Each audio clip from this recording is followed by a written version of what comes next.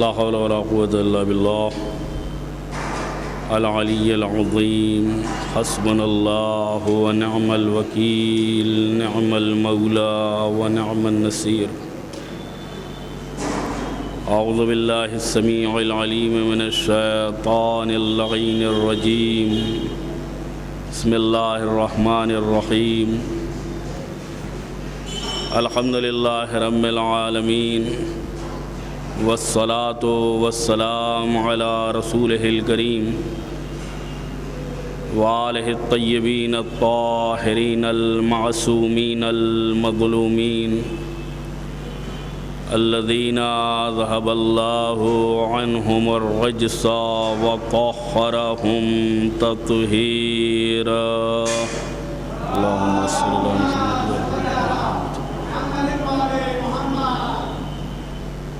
اما بعد فقط بسم اللہ الرحمن الرحیم وصل علی الصدیقۃ الطاہرہ فاطمۃ الزہراء سیدتی نساء العالمین وصل علی سبطی الرحمہ و امامی الہدی الحسن والحسین سید شباب اہل الجنہ.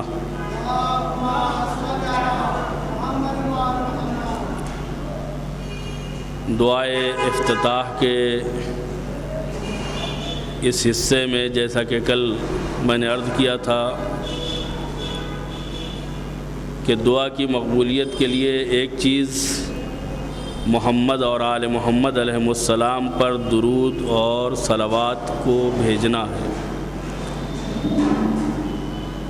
آج اس ٹکڑے میں صدیقہ طاہرہ جناب فاطمہ زہرا سلام اللہ علیہا کے اوپر درود و سلام کی درخواست کی گئی ہے. اہل بیت پیغمبر میں جو حیثیت اس بی بی کی ہے ویسی حیثیت دوسرے افراد کی نہیں ہے. اہل بیت کے درمیان میں مرکزی کردار صدیقہ طاہرہ کا ہے اور روایات میں ملتا ہے کہ جو شخص آپ کا واسطہ اور وسیلہ دے کر کے خدا سے دعا کرتا ہے خدا اسے قبول کرتا ہے. خدا کیوں قبول کرتا ہے؟ یہ ان قربانیوں کی بنیاد پر اس ایثار اور اس فداکاری کی وجہ سے ہے جو آپ نے خود انجام دی ہے اور ایک ایسی نسل تربیت کی ہے جس نے طول تاریخ میں اسلام کی حمایت اور مدد کا کام کیا ہے. فاطمہ زہرا سلام اللہ علیہا کی زندگی 18 سال کی حیات اور اس میں اسلام کی اتنی عظیم خدمت. آپ کی والدہ جناب خدیجۃ الکبریٰ ہیں جنہوں نے اپنی پوری دولت اپنا پورا سرمایہ اسلام اور مسلمانوں پر قربان کر دیا. اپنے لیے نہ اپنی بچی کے لیے آپ نے ایک چاندی کا تار تک نہیں چھوڑا. اور تاریخ میں ملتا ہے کہ شیب ابی طالب میں آپ نے درخت کی چھال کھا کر کے اور درختوں کے پتے کھا کر کے اور نباتات استعمال کر کے زندگی کے دن گزارے ہیں. ایک فقیر اور غریب کا فاقہ کرنا اتنا مشکل کام نہیں ہے جتنا ملکۃ العرب کا پتے چبا کر کے اسلام کی مدد کرنا اور حمایت کرنا مشکل کام. جس کی دولت کا کوئی شمار نہیں تھا، جس کی ثروت کا کوئی اندازہ نہیں تھا، جس کے غلام و کنیز زریں کمر بند اور بالوں میں موتی پروتے تھے، اس کی لاڈلی بیٹی اور وہ خود اتنی نادار ہے کہ پتے کھا کے زندگی گزار رہی ہے۔ یعنی ایثار و قربانی کا آغاز بھی آپ کی ذات سے ہوتا ہے اور آپ کی نسل کے اوپر ایثار و قربانی کا اختتام بھی ہوتا ہے۔ چنانچہ خداوند عالم اس دعا کو قبول کرتا ہے جو صدیقہ طاہرہ کے وسیلے سے مانگی جائے۔ اس کے بعد دعا افتتاح کا دوسرا جملہ ہے وصلی علی سبطی الرحمہ، پروردگارا رحمت کے سبط و امامی الخدا اور ہدایت کے امام یعنی حسن اور حسین کے اوپر اپنا درود و سلام نازل فرما، سید شباب اہل الجنہ، کیسے حسن و حسین جو جوانان جنت کے سردار ہیں، جنت کے جوانوں کے سردار امام حسن اور امام حسین۔ آپ تاریخ میں پڑھیں، احادیث گواہ ہیں کہ پیغمبر اسلام صلی اللہ علیہ وآلہ وسلم نے کس طریقے سے اپنے ان دونوں نواسوں کا تعارف امت سے کرایا ہے۔ امت دیکھ رہی ہے اور پیغمبر اپنے ان دونوں نواسوں کا حکم پروردگار کی بنیاد کے اوپر تعارف کرا رہے ہیں۔ کبھی کاندھے پر بٹھایا، کبھی نماز میں طول دیا، کبھی جانوروں کی آواز نکال کر کے ان کا ناز رکھا، کبھی جنت سے لباس منگوا کر کے ان کی خاطر نشانی کی۔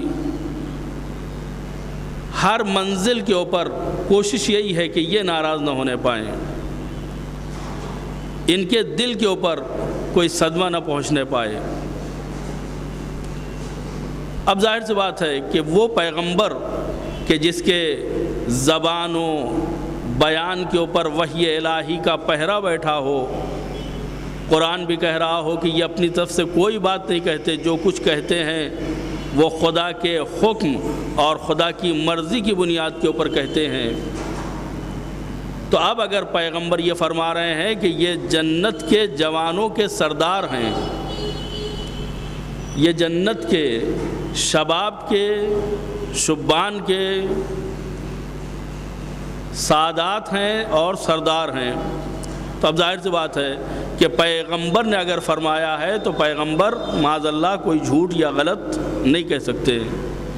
کم سے کم اتنا ماننا پڑے گا کہ جنت ان کی ہے، دنیا میں اگر کوئی ظلم ان کے اوپر ڈھا رہا ہے تو ڈھا لے، دنیا میں اگر کوئی ان کو مصائب اور مسائل کا شکار بنانا چاہتا ہے تو بنا لے، لیکن یہ طے ہے کہ پیغمبر اسلام نے فرمایا ہے کہ یہ جنت کے جوانوں کے سردار ہیں۔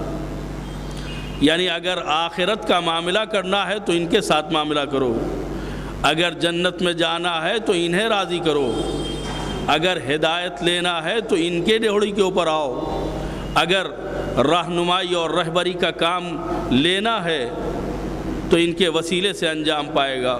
لہذا ایک طرف ساری دنیا ہے اور ایک طرف خاندان اہل بیت ہے جو کوثر کا بھی مالک ہے اور جنت کا بھی مالک ہے۔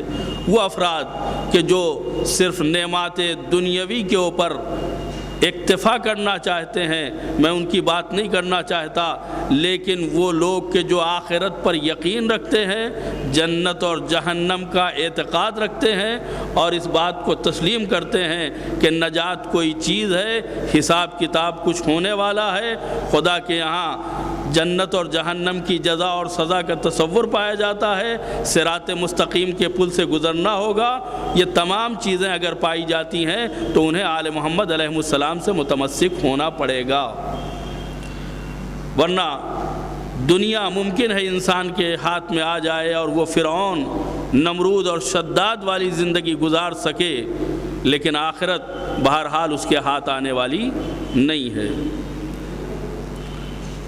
اس کے بعد کے جملے میں ہے وصلی علی ائمۃ المسلمین علی ابن الحسین، پروردگارا تو مسلمانوں کے امام علی ابن الحسین امام زین العابدین علیہ الصلاۃ والسلام کے اوپر اپنا درود و سلام نازل فرما،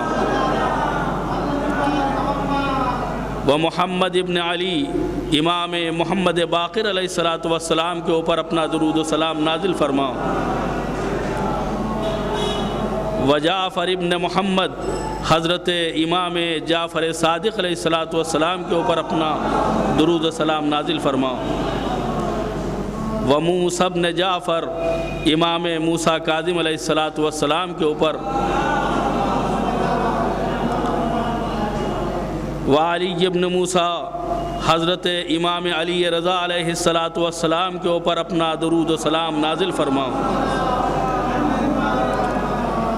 و محمد ابن علی امام محمد تقی علیہ الصلاۃ والسلام کے اوپر اپنی رحمت نازل فرما، و علی ابن محمد 10ویں امام حضرت امام علی نقی علیہ الصلاۃ والسلام کے اوپر اپنا درود و سلام نازل فرما،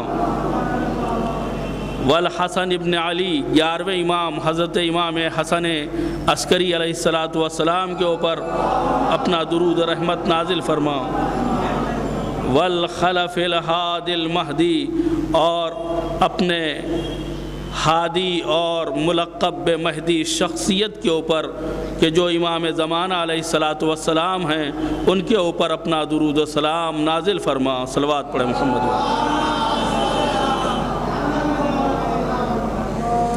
اس کے بعد ان ائمہ مسلمین کی صفت بیان ہوتی ہے، حججک علی عبادک و امنائک فی بلادک۔ پروردگارا، یہ جن ائمہ مسلمین کے اوپر ہم نے تجھ سے درود و سلام کا تقاضا کیا ہے، یہ کون ہیں؟ حججک علی عبادک، تیرے بندوں پر تیری حجت، و امنائک فی بلادک، اور تیرے شہروں میں تیرے امین اور تیرے رازدار ہیں، صلاۃً کثیرۃً دائمہ۔ یہ جو ہم نے تقاضا کیا ہے وہ زیادہ صلوات کا اور زیادہ درود و رحمت کا، اب یہ تیری مرضی ہے کہ تو اس سے کہیں زیادہ ان کے اوپر درود و رحمت نازل فرما، اور یہ درود و رحمت ایسی ہو کہ جو دائمہ ہمیشہ نازل ہونے والی ہو، یعنی ہم دعا کریں یا نہ کریں تیری طرف سے، تیری بارگاہ سے ان کے اوپر یہ درود و سلام نازل ہوتا رہے۔ ائمہ مسلمین کے عنوان سے دعا افتتاح کے اس ٹکڑے میں پیغمبر اسلام کے علاوہ صدیقہ طاہرہ اور اس کے بعد 12 اماموں کے اسماء گرامی جنہیں نام بنام پیش کیا گیا، اور پیش کرنے کے ساتھ ساتھ درود و رحمت کا خدا سے تقاضا کیا گیا۔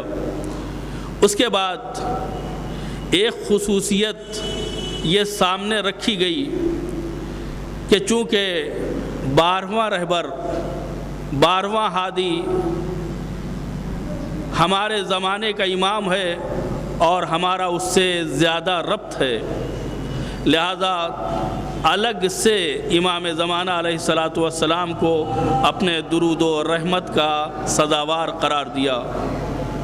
اس میں کوئی شک نہیں ہے کہ جتنے بھی ائمہ ہیں وہ سب ہمارے لیے زندہ ہیں، ان کا وجود ہمارے لیے برکت ہے۔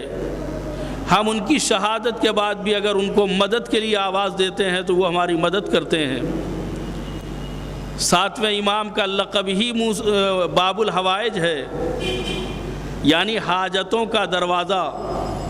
روایتوں ملتا ہے کہ اگر کسی کی دعا قبول نہ ہوتی ہو تو 7ویں امام کو اگر کوئی شخص وسیلہ بنائے، خدا ان کے وسیلے سے دعاؤں کو قبول کرتا ہے۔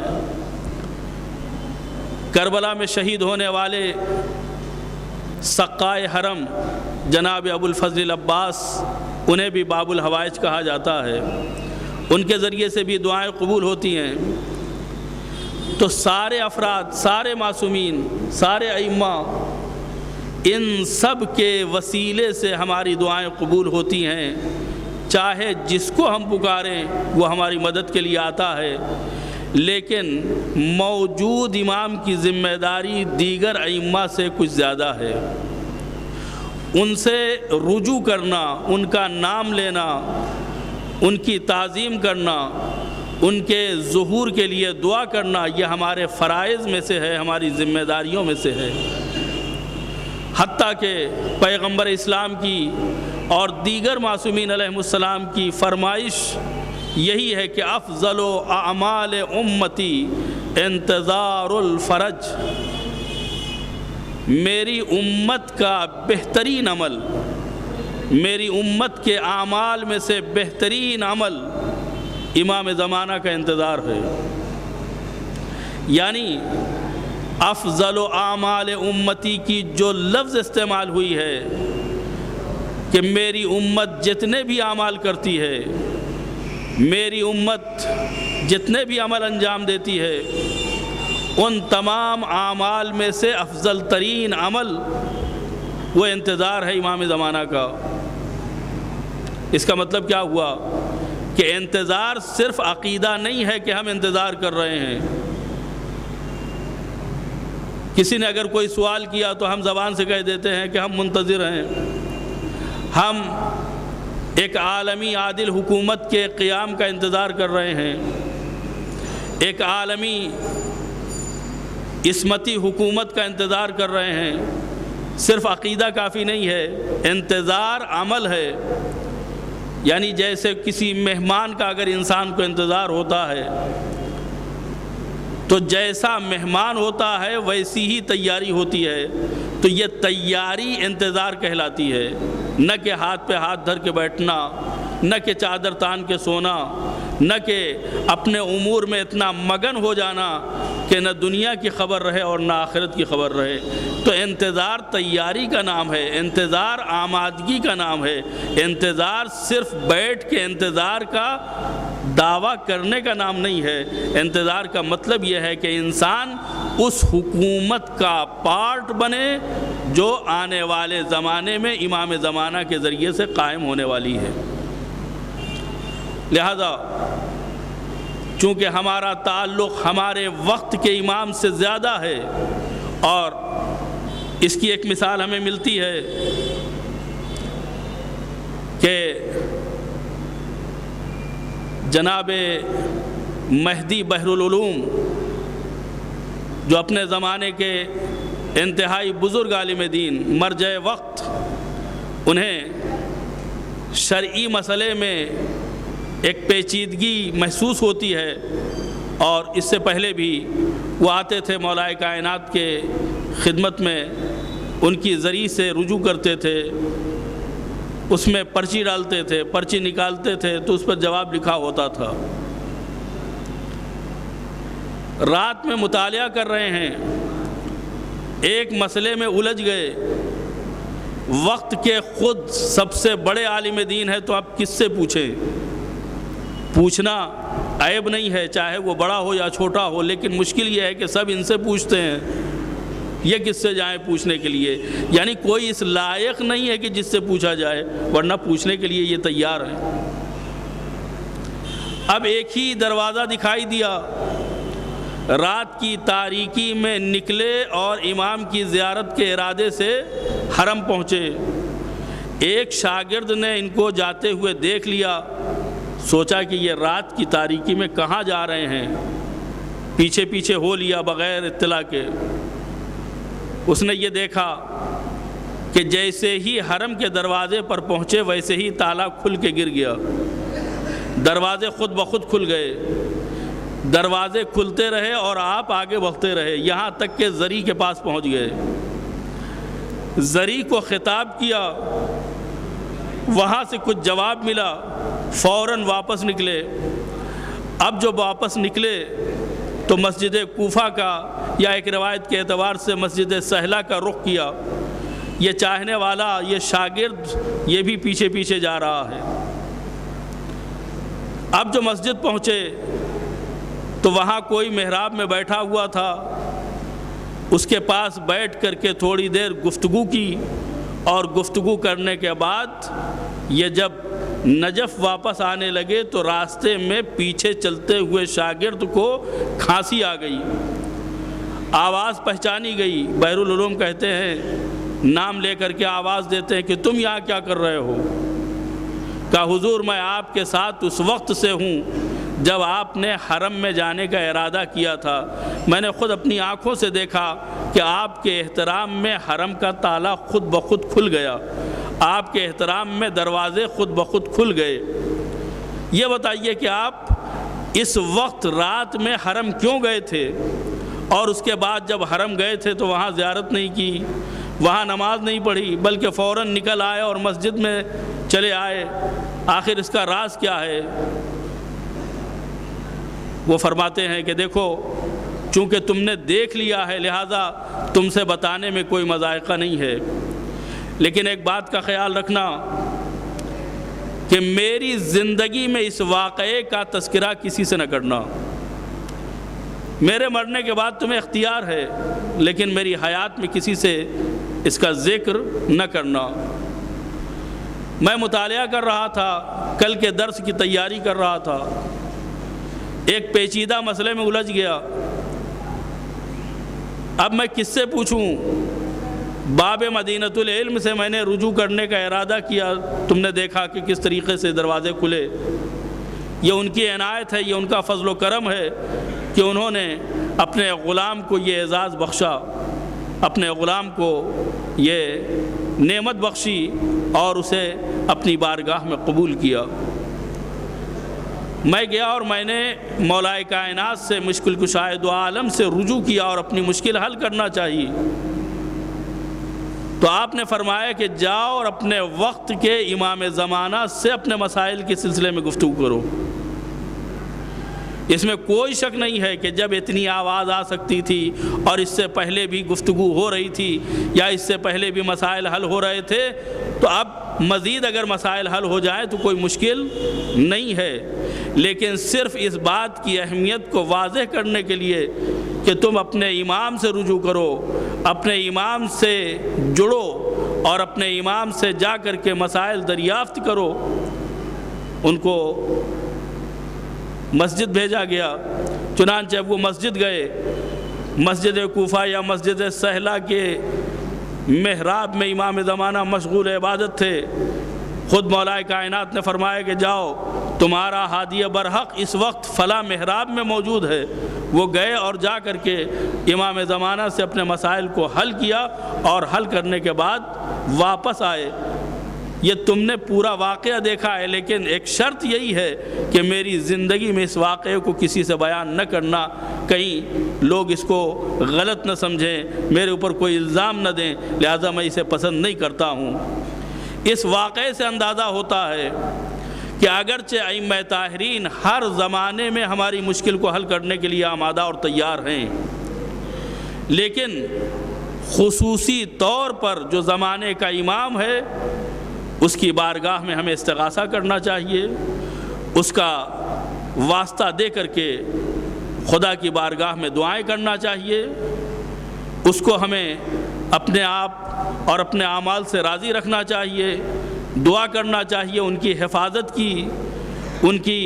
حفاظت کے لیے صدقہ دینا چاہیے۔ یہ ایک محبت کی علامت ہے اور ایک عشق کا اعلان ہے جو ہمارے دل میں ان کے تئیں پایا جاتا ہے۔ خداوند عالم نے ولی برحق کو جس ذمہ داری کے ساتھ ہمارے درمیان میں رکھا ہے، یقیناً ان کا کام ہی ہدایت کرنا ہے، ان کا کام ہی رہنمائی کرنا ہے۔ بعض لوگ سوال کرتے ہیں کہ آخر ایک ایسے امام کا وجود کہ جو دکھائی نہیں دیتا، جو نظر نہیں آتا، جو ہمارے عمل پر ٹوکتا نہیں ہے یا سامنے آ کر کے ہمیں روکتا نہیں ہے، ایسے امام کے وجود کا کیا فائدہ ہے؟ یہ سوال آج کوئی نیا سوال نہیں ہے، پیغمبر اسلام کے زمانے میں بھی یہ سوال ہوا تھا۔ ہمارے چھٹے امام جعفر صادق علیہ الصلوۃ والسلام کے زمانے میں بھی یہ سوال ہوا اور دونوں نے ایک ہی جواب دیا، اور وہ جواب کیا تھا کہ جس طریقے سے بدلیوں کی اوٹ میں چھپا ہوا سورج کائنات کو روشنی بھی دیتا ہے اور گرمی بھی دیتا ہے، اسی طریقے سے پردہ غیبت میں بیٹھنے والا امام کائنات کو رہنمائی بھی دیتا ہے اور برکتیں بھی دیتا ہے۔ اور اگر ان کی برکتوں اور ان کی رہنمائی کا تھوڑا سا شائبہ دیکھنا ہے تو ذرا اپنے عقائد اور ذرا اپنے ایمان کے اوپر نگاہ ڈالیے کہ 1400 سال ہو گئے ہیں اور خود امام کی غیبت کو تقریباً 1200-1250 سال ہو رہے ہیں۔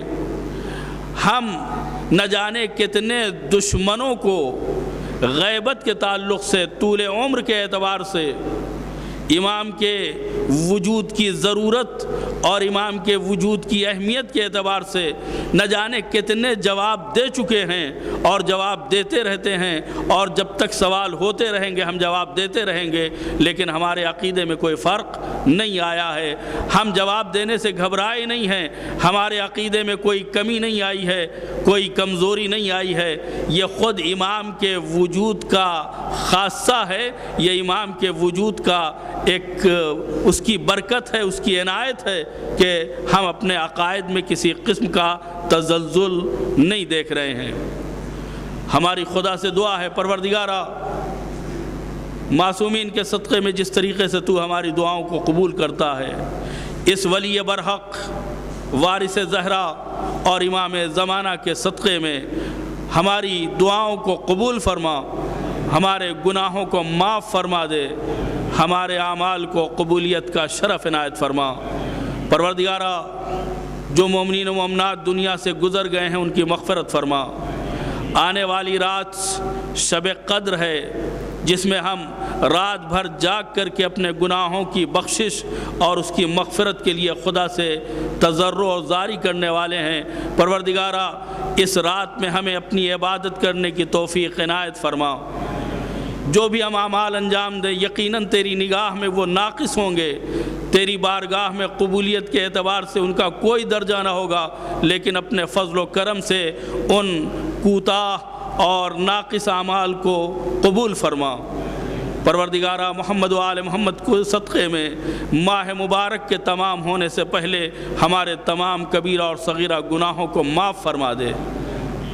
پروردگارہ محمد و آل محمد کے صدقے میں ہمارے امام کے ظہور میں تعجیل فرما اور ہمیں ان کے اعوان و انصار میں شمار ہونے کی توفیق کرامت فرما۔ وصلی اللہ علی محمد وآلہ الطیبین الطاہرین المعصومین۔ آپ حضرات ایک سورہ فاتحہ جملہ مومنین و مومنات کے ساتھ مرحوم سید منظور حسن ابن اختر حسین، مرحوم